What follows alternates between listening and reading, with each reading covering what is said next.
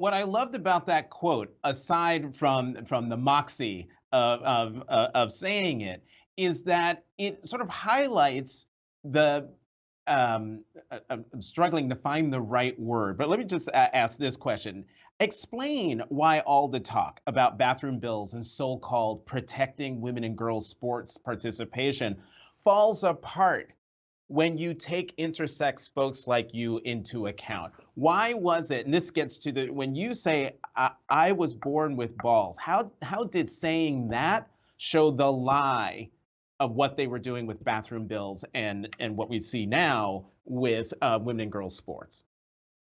Yeah, so the way that my body was born, um, is that my body does not respond to testosterone, which is why, despite having XY chromosomes, despite being born with internal testes, I developed looking very female the way that you see me today. I present very femme in the world.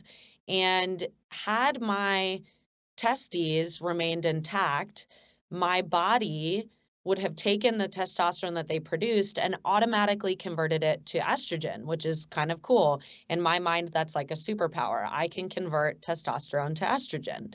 Unfortunately, society doesn't see it that way. And given what I look like on the outside, I was not supposed to have internal testes on the inside. And so they surgically removed those testes from me in infancy, which then forced my body into hormone withdrawal. And I am now required to take external hormone replacement therapy, similarly to what transgender individuals take, purely to survive, because our bodies require hormones for a lot of things beyond gender presentation, just to have properly functioning organs, for our bones to develop. And by removing my testes and forcing my body into hormone withdrawal, it created other issues. I actually have early stage osteoporosis at age 33, which is certainly not an age that you would expect that to happen, No. because hormone withdrawal was leaching calcium from my bones. So by trying to fix me, they broke me. And I think, again, by just accepting that people like me exist, that these boxes aren't as simple as the world makes them out to be, we can keep people like me healthier. But it really does shatter this binary notion that we're all existing under, from even sports like you brought up. And so people like me, I always played on women's sports teams growing up. I look completely female on the outside. And my question to legislators was, do they really want me using the men's room?